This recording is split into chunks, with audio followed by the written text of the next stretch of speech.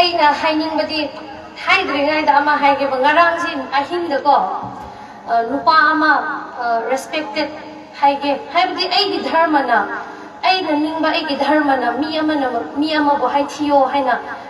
ꯇꯝꯕꯤꯗꯕꯅꯤꯅ ꯑꯩꯒꯤ ꯙꯔꯃꯗꯤ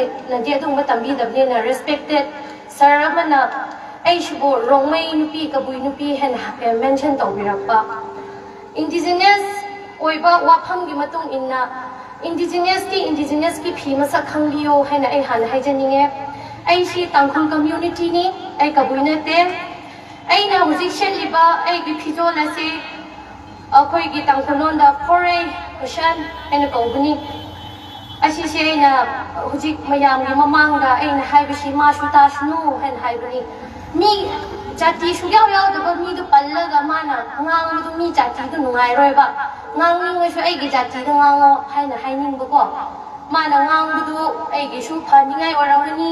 ꯑꯗꯨꯗꯒꯤ ꯑꯩꯅ ꯍꯦꯟꯅ ꯁꯤꯡꯅꯤꯡꯉꯥꯏꯁꯨ ꯑꯣꯏꯔꯝꯒꯅꯤ ꯍꯦꯟꯅ ꯍꯥꯏꯅꯤꯡꯉꯦ ꯃꯔꯝꯗꯤ ꯃꯥꯅ ꯉꯥꯡꯕ ꯃꯇꯝꯗ ꯀꯕꯨꯏ ꯑꯃꯁꯨꯡ ꯔꯣꯡꯃꯩꯒꯤ ꯃꯇꯥꯡꯗ ꯃꯥꯅ ꯉꯔꯥꯡ ꯉꯥꯡꯉꯦ ꯑꯗꯣ ꯆꯤꯡꯗ ꯂꯩꯈ꯭ꯔꯕ ꯑꯩꯈꯣꯏꯒꯤ ꯖꯂꯦꯟꯔꯣꯡ ꯒ꯭ꯔꯨꯞꯀꯤ ꯀꯥꯡꯕꯨꯁꯤ ꯆꯤꯡꯗ ꯂꯩꯕꯉꯣꯟꯗꯅ ꯔꯣꯡꯃꯩ ꯍꯥꯏꯅ ꯀꯧꯋꯦ ꯑꯗꯨꯒ ꯇꯝꯄꯥꯛꯇ 87 ꯚꯤꯂꯦꯖ ꯂꯩꯌꯦ ꯑꯗꯨꯉꯣꯟꯗꯅ ꯀꯕꯨꯏ ꯑꯅꯤꯁꯦ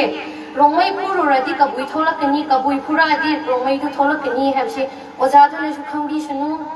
ꯑꯗꯨꯒ ꯉꯁꯥꯏ ꯑꯩꯈꯣꯏꯒꯤ ꯀꯔꯤ ꯍꯥꯏꯁꯤꯔꯥ ꯄꯥꯕꯨꯡ ꯑꯗꯨꯗꯒꯤ ꯍꯧꯖꯤꯛꯀꯤ ꯑꯩꯈꯣꯏꯒꯤ ꯂꯥꯏ ꯅꯤꯡꯕ ꯍꯧꯖꯤꯛꯀꯤ ꯏꯁꯣꯔ ꯅꯤꯡꯕ ꯄꯥꯕꯨꯡ ꯑꯍꯥꯟꯕꯗ ꯁ꯭ꯄꯤꯆ ꯄꯤꯈꯤꯕ ꯃꯥꯅ ꯌꯥꯝ ꯄꯦꯟꯗꯅ ꯍꯥꯏꯕꯗꯤ ꯑꯦꯚ꯭ꯔꯤ ꯍꯧꯖꯤꯛꯀꯥꯟꯁꯤ ꯁꯣꯁꯤꯌꯦꯜ ꯃꯦꯗꯤꯌꯥꯒꯤ ꯄ꯭ꯂꯦꯠꯐꯣꯔꯝ ꯁ꯭ꯇꯦꯠꯀꯤ ꯄ꯭ꯂꯦꯠꯐꯣꯔꯝ ꯄꯕ꯭ꯂꯤꯛ ꯄ꯭ꯂꯦꯠꯐꯣꯔꯝꯗ ꯑꯅꯝꯕꯅ ꯍꯥꯏꯕꯁꯤ ꯑꯩꯈꯣꯏ ꯅꯤꯡꯉꯣꯜ ꯃꯆꯥꯅꯤ ꯍꯥꯏꯅ ꯌꯥꯝ ꯂꯥꯎꯋꯦꯕ ꯂꯥꯎꯅꯤꯡꯉꯒ ꯂꯥꯎꯕ ꯅꯠꯇꯦꯕ ꯅꯣꯏꯗꯣ ꯒ꯭ꯌꯥꯟ ꯇꯥꯁꯅꯨ ꯍꯥꯏꯅ ꯃꯌꯥꯝꯗꯨꯕꯨ ꯂꯥꯎꯕꯅꯦꯕ ꯑꯗꯨꯒ ꯑꯣꯟꯅ ꯇꯩꯅꯅ ꯑꯩꯈꯣꯏꯗꯤ ꯃꯌꯥꯝꯕꯒꯤ ꯃꯆꯥꯅꯤ ꯑꯩꯅꯁꯨ ꯅꯨꯡꯁꯤꯅꯅ ꯃꯅꯤꯄꯨꯔꯒꯤ ꯏꯟꯇꯤꯒ꯭ꯔꯤꯇꯤ ꯀꯥꯏꯃꯤꯟꯅꯔꯣꯏꯁꯦ ꯍꯥꯏꯅ ꯑꯩꯅ ꯅꯨꯡꯁꯤꯅꯁꯦ ꯍꯥꯏꯔꯨꯕ ꯑꯩꯉꯣꯟꯗ ꯐꯥꯎꯕ ꯂꯥꯎꯔꯛꯄ ꯋꯥꯟꯗ ꯑꯗꯨ ꯑꯩꯗꯤ ꯅꯣꯛꯁꯨ ꯅꯣꯛꯅꯤꯡꯕꯅꯦ ꯍꯥꯏꯕꯗꯤ ꯃꯤꯑꯣꯏꯕꯁꯦ ꯑꯩꯅ ꯁꯨꯝ ꯈꯟꯕꯗ ꯍꯧꯖꯤꯛꯁꯦ ꯑꯩꯈꯣꯏ ꯁꯥꯇ꯭ꯔꯁꯨ ꯌꯥꯝ ꯂꯩꯔꯦ ꯃꯣꯏꯅ ꯇꯨꯡꯒꯤ ꯌꯨꯝꯕꯤꯔꯣꯜ ꯑꯣꯏꯒꯗꯧꯕꯅꯦ ꯑꯗꯨꯅꯤꯅ ꯑꯩꯅ ꯍꯥꯏꯅꯤꯡꯕꯗꯤ ꯂꯥꯏꯔꯤꯛ ꯂꯥꯏꯁꯨ ꯇꯝꯕ ꯃꯇꯝꯗ ꯍꯌꯦꯡꯋꯥꯏ ꯑꯆꯧ ꯑꯁꯥꯡ ꯑꯣꯏꯒꯦꯔꯥ ꯂꯩꯔꯤꯕ ꯏꯁꯣꯔꯅ ꯁꯦꯝꯈ꯭ꯔꯕ ꯃꯤ ꯈꯨꯗꯤꯡꯃꯛꯁꯦ ꯑꯩ ꯏꯁꯥꯅ ꯑꯩꯅꯦ ꯍꯥꯏꯕꯁꯤ ꯈꯟꯒꯅꯣꯕ ꯑꯩ ꯍꯥꯏꯕꯁꯤꯅ ꯄ꯭ꯔꯤꯊꯤꯕꯤ ꯃꯥꯡꯍꯟꯕꯅꯤꯀꯣ ꯑꯩ ꯍꯥꯏꯕꯁꯤ ꯌꯥꯝ ꯈꯟꯕ ꯍꯦꯟꯃꯜꯂꯕ ꯂꯨꯆꯤꯡꯕ ꯑꯃ ꯑꯣꯏꯒꯦ ꯍꯥꯏꯔꯗꯤ ꯑꯩ ꯍꯥꯏꯕꯁꯤ ꯊꯥꯗꯣꯛꯄꯤꯒꯗꯧꯕ ꯋꯤ ꯍꯥꯏꯕꯁꯤ ꯈꯟꯒꯗꯧꯕ ꯑꯩꯅ ꯉꯥꯡꯕꯁꯤꯅ ꯆꯨꯝꯃꯤ ꯑꯩꯅ ꯉꯥꯡꯕꯁꯤꯅ ꯂꯣꯏꯅ ꯆꯨꯝꯃꯤ ꯑꯩꯅ ꯍꯥꯏꯕꯁꯤꯅ ꯆꯠꯀꯗꯧꯕꯅꯤ ꯍꯥꯏꯕ ꯋꯥꯈꯜꯂꯣꯟ ꯂꯩꯔꯒꯗꯤ ꯑꯩꯅ ꯃꯅꯤꯄꯨꯔ ꯃꯆꯥ ꯑꯣꯏꯔꯕꯅꯤꯅ ꯄ꯭ꯔꯤꯊꯤꯕꯤ ꯃꯌꯥꯝꯉꯣꯟꯗ ꯀꯣꯟꯁꯤꯜꯂꯒ ꯉꯥꯡꯕꯗꯤ ꯑꯩ ꯃꯇꯤꯛꯁꯨ ꯆꯥꯗꯦ ꯃꯅꯤꯄꯨꯔ ꯐꯥꯎꯕ ꯄꯨꯂꯞ ꯄꯨꯜꯂꯒ ꯉꯥꯡꯅꯤꯉꯥꯏ ꯐꯥꯎꯕ ꯃꯇꯤꯛ ꯆꯥꯗꯕꯒꯤ ꯃꯑꯣꯡ ꯑꯃ ꯂꯩꯕꯅꯤꯅ ꯑꯩꯅ ꯍꯥꯏꯅꯤꯡꯕꯗꯤ ꯑꯩ ꯍꯥꯏꯕ ꯋꯥꯈꯜꯂꯣꯟꯁꯤ ꯃꯌꯥꯝꯅ ꯊꯥꯗꯣꯛꯄꯤꯕ ꯑꯁꯤꯗꯤ ꯂꯩꯔꯤꯕ ꯑꯩꯈꯣꯏꯒꯤ ꯙꯔꯃ ꯈꯨꯗꯤꯡꯃꯛꯇ ꯂꯩꯌꯦ ꯍꯥꯏꯕ ꯃꯤꯑꯣꯏꯕꯅ ꯑꯩ ꯍꯥꯏꯕꯁꯦ ꯑꯁꯤꯅ ꯃꯤꯁꯤ ꯂꯣꯏꯅ ꯃꯥꯡꯍꯟꯕꯅꯤꯅ ꯑꯩ ꯍꯥꯏꯕ ꯋꯥꯈꯜꯁꯦ ꯂꯦꯞꯄꯤꯕ ꯑꯩ ꯍꯥꯏꯕ ꯋꯥꯈꯜ ꯍꯥꯏꯕꯁꯤ ꯚꯥꯞ ꯇꯥꯗꯕ ꯂꯩꯔꯝꯒꯅꯤ ꯁꯛ ꯀꯥꯛꯄ ꯃꯤꯗꯣ ꯑꯩ ꯃꯉꯥꯏꯔꯦ ꯍꯥꯏꯅ ꯑꯗꯨꯝ ꯑꯐꯥꯎ ꯁꯥꯔꯒ ꯑꯩꯅ ꯉꯥꯡꯕꯁꯤ ꯆꯨꯝꯕꯅꯤ ꯍꯥꯏꯅ ꯍꯥꯏꯕ ꯃꯤꯁꯤꯡ ꯑꯗꯨꯗꯒꯤ ꯑꯩꯅ ꯉꯥꯡꯕꯁꯤꯅ ꯇꯧꯒꯅꯤ ꯍꯥꯏꯕꯁꯦ ꯀꯨꯔꯥꯟꯗꯁꯨ ꯏꯗꯦ ꯕꯥꯏꯕꯜꯗꯁꯨ ꯏꯗꯦ ꯑꯗꯨꯗꯒꯤ ꯑꯩꯈꯣꯏꯒꯤ ꯃꯩꯇꯩꯁꯤꯡꯒꯤ ꯄꯨꯌꯥꯗꯁꯨ ꯏꯔꯝꯃꯣꯏ ꯍꯥꯏꯅ ꯑꯩ ꯊꯥꯖꯩꯌꯦ ꯑꯩꯈꯣꯏꯒꯤ ꯙꯔꯃꯅ ꯃꯤꯅ ꯉꯥꯡꯕ ꯃꯇꯝꯗ ꯈꯨꯝꯃꯣ ꯏꯊꯛ ꯊꯣꯡꯕꯁꯤꯡꯗ ꯕꯦꯕꯥꯔ ꯇꯧꯋꯣ ꯍꯥꯏꯅ ꯈꯨꯝꯃꯣ ꯍꯥꯏꯅ ꯇꯝꯕꯤꯔꯝꯗꯦ ꯕꯦꯕꯥꯔ ꯇꯧꯋꯣ ꯍꯥꯏꯅ ꯇꯝꯕꯤꯕꯅꯤꯅ ꯉꯔꯥꯡꯒꯤ ꯑꯣꯖꯥꯗꯨꯕꯨ ꯉꯥꯡꯅꯤꯡꯉꯁꯨ ꯑꯩ ꯇꯥꯡꯈꯨꯜꯅꯤ ꯇꯥꯡꯈꯨꯜ ꯄꯜꯂ ꯉꯥꯡꯕꯤꯌꯣ ꯔꯣꯡꯃꯩꯗ ꯉꯥꯡꯕꯤꯒꯅꯨ ꯃꯣꯏ ꯁꯨꯡꯌꯥꯎ ꯌꯥꯎꯗꯕ ꯃꯤꯉꯣꯟꯗ ꯉꯥꯡꯉꯨꯔꯗꯤ ꯑꯣꯖꯥꯗꯨꯁꯨ ꯈꯔ ꯃꯤꯅ ꯁꯥꯎꯒꯅꯤ ꯁꯥꯎꯅꯤꯡꯉꯁꯨ ꯑꯩꯕꯨ ꯉꯥꯡꯉꯣ ꯇꯥꯡꯈꯨꯜꯗ ꯆꯩꯅꯤꯡꯉꯒ ꯆꯩꯌꯣ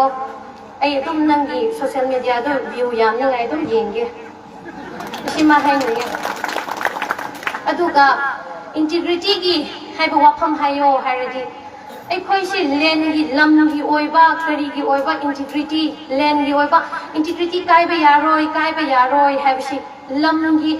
ꯏꯟꯇꯤꯒ꯭ꯔꯤꯇꯤ ꯃꯅꯤꯄꯨꯔꯒꯤ ꯏꯟꯇꯤꯒ꯭ꯔꯤꯇꯤꯁꯤ ꯀꯅꯥꯅ ꯊꯨꯒꯥꯏꯈ꯭ꯔꯒꯦ ꯍꯥꯏꯕꯁꯤ ꯃꯌꯦꯛ ꯁꯦꯡꯅ ꯈꯪꯗ꯭ꯔꯤꯕ ꯂꯝꯗꯤ ꯂꯦꯡꯗꯅ ꯂꯩꯔꯤꯌꯦꯕ ꯍꯧꯖꯤꯛꯁꯤ ꯀꯥꯏꯗ꯭ꯔꯤꯌꯦꯕ ꯑꯗꯨꯕꯨ ꯑꯩꯈꯣꯏ ꯃꯤꯑꯣꯏꯕ ꯈꯨꯗꯤꯡꯃꯛꯁꯤ ꯏꯃꯣꯁꯅꯦꯜ ꯏꯟꯇꯤꯒ꯭ꯔꯤꯇꯤꯗꯤ ꯂꯣꯏꯅ ꯀꯥꯏꯈ꯭ꯔꯦꯕ ngasai ahal oiraba pabungduna mana haiba wahaido akoigi ahal laman singnadi gyan tagani chhatra singsu gyan taba yaurangani wakhal nungai tabdagi angom ningol na pokpani ekoi sini hen explanation ahal oiraba mana chatpa ngamdabina lepaga hairido wakhal haldo kainoma leibe ine habsu uba ngameba si hai haloi dobani singna hairadi aigi ichanupido mayang na lawkhadi isu nupido nusiroidro ichanupi machadudi khitang ne nusigni maramde aigi ichanupi na pokpanina mapadu mayang oirisu nusibneba adungba hojikse adungbe wakhal se aina haibdi khana chaina ba tawroi se akoi amana amani thidabina punna idea of manipur gi matang sida punna lemina se hena haibada nungai taba mi su yam le leisunu magi su wakhal ama lerangni aina ai khalle ngarang si ai khalle bako asida irong da lam dai da ai si kiri wangang gira ko wa su wang mal su ngam kham le tre he khanba khanna social facebook si su kana ba ma leye scroll si su taw le ngai sida oja duna akoi gi yamna honorable respected oja duna wangang si ai tabne ba adu ge ai phare haying ge gi topic phange he lai lakani yam harau re he tare yam thagat pa hai batare maonda akoi emotional integrity hai badi nungi oiba pukchel manaba chatmin naba wakhala manama gi khana khareja khamnaraga chatlaga nungi oiba integrity si kai da matamda lamgi oiba integrity du su kai ra oi have si ai gi thajab su lai mayam na su khang he na su khang bi ram gani aduni na thoidong na kari hai gani integrity si kai da na ba hai radi achawa shangsing adudagi CSO myam chhatra chatri o adu haira pharak da ma ekoi si punde hen haibra nang na kari khangbra haye khangbagi haibani ko punbadu udabagi aigi punbiyo hen request tawrubane ba adu mana haye pulle hen nang na kari khange pulle hen ngara reply piye adu gi damakta oza du bu yam harawe khopak su thugi moi pun ke haye ko adu gi damakta yam harawe moi na punbadu ne ai na pamsi adu pun khradi manipur bu kanana lakchaba ngamdoino ba pun khre haye adu pullo yam nungai re aduga thoidok pa hai ngai su leite ngasi di noi theng su theng khre object si noi gi program tok su pai khat ngai yam leye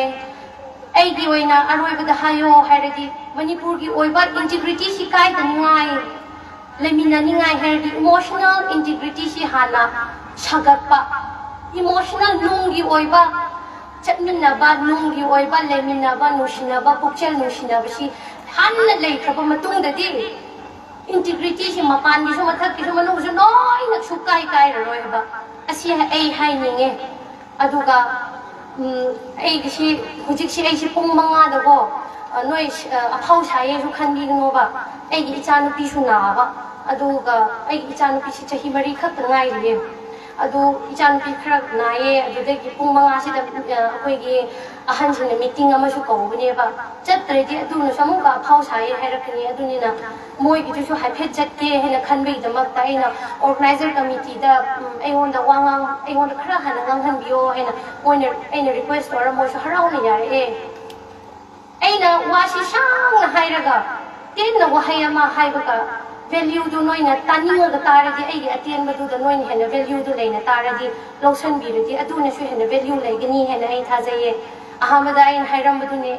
dharma chen ma mioi ba khoidi ai he ba wakhal si thadok piu luchingba ma oige hairadi ai he ba wakhal si thadok piu adu mathakta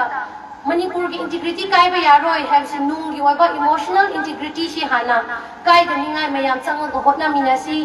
aduga ing na chitna aphaba manipur ama oiminasi haina haininge aduga hujiki shin langi ba organizer committee senior citizen welfare association bushu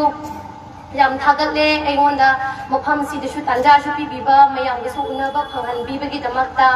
moi bushu hainingai leite na thagatle hayeng wai matam amada amuka lake aduda akhoi phasana thengna se hairaga aina ngang khiba sakhiba